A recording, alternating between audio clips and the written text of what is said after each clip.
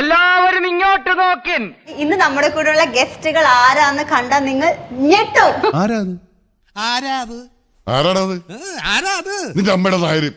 Welcome ചെയ്യാം Anjitha Nair and Anjana Nair. എന്നുവെച്ചാൽ നിങ്ങൾ ഇങ്ങനെ കേരളം മൊത്തം ഞെട്ടിച്ചോണ്ടിരിക്കുകയാണ് ഓരോ ദിവസവും. ഇതൊക്കെ എന്ത് കൊറേ സമയത്തേക്ക് എയറിലായിരുന്നു, ഏകദേശം താഴെ എത്തി വിശ്രമിക്കുകയാണ്.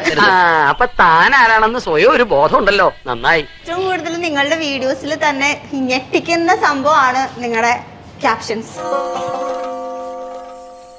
ഏറെക്കുറെ പിന്നെ നീ ഇതാരോടും പറയുന്നു വേണ്ടോ. ചെറുതായിട്ട് ക്ലിക്ക് ബേറ്റ് മാത്രമേ നിങ്ങൾ ഉദ്ദേശിച്ചുള്ളൂ. അതെ, ക്യാപ്ഷൻ കണ്ടിട്ട് ക്ലിക്ക് ചെയ്യണേ ക്ലിക്ക് ചെയ്തിട്ട് ഉദ്ദേശിച്ചത്. ആണോ? ഇത്രത്തോളം നെഗറ്റീവ് കമന്റ്സ് ഉണ്ടാക്കുന്ന ഞങ്ങൾ വിചാരിച്ചിട്ടേ ഇല്ല. നിന്റെ കയ്യിലിരിപ്പതായിരുന്നല്ലോ. അത് അന്നത്തെ ചോരത്തിളപ്പിന്. ഇപ്പൊ എന്ത് ചോര തണുത്തു പോയാ? ഈ ബോഡി ഷേമിങ് കമന്റ്സ് ഒക്കെ വരുമ്പോ ഇഷ്ടം പോലെ വരാറുണ്ട്.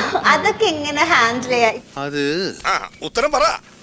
അത് നമ്മൾ എത്ര പോട്ടേന്ന് വെച്ചാലും ചിലപ്പോ ചില കമന്റ്സ് ഒക്കെ നമ്മൾക്ക് ഇങ്ങനെ സ്ട്രൈക്ക് ചെയ്യും. അങ്ങനെ എന്തെങ്കിലും ഓർമ്മയിലുള്ള കമന്റ്സ്? ഇഷ്ടം പോലെ ഞങ്ങൾക്ക് അത്യാവശ്യം ഷേപ്പുള്ള ഡ്രസ്സിൽ ഇടാൻ ഇഷ്ടമാണ്, പക്ഷെ അവിടെ ഇവിടെ കാണിച്ചിട്ട് ഒരിക്കലും ഇതാക്കൂല.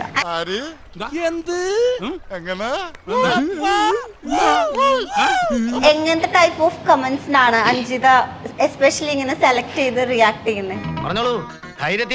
അഞ്ജിത അത് കാണാൻ തോന്നുന്നു. നിങ്ങളോടൊക്കെ ഞാൻ എന്ത് തെറ്റാ ചെയ്ത്? ഉപകാരം ചെയ്തില്ലെങ്കിലും ദയവായി ഉപദ്രവിക്കരുത്. വീഡിയോ കോൾ വരുമോ? വേണ്ടാത്ത വർത്താനം പറഞ്ഞോണ്ടല്ല. അത് ശരി, വർത്താനം പറയണോ വെച്ച് പ്രവർത്തിക്കാം. ഒരുപാട് ഫേക്ക് ആയിട്ടുള്ള ഐഡിയ ഉണ്ട്. എന്റെ ഫോട്ടോ വെച്ചിട്ട് ഒരുപാട് ക്യാപ്ഷൻ ഒക്കെ കൊടുത്തിട്ട് നൈറ്റ് വീഡിയോ കോള് താല്പര്യമുണ്ട്.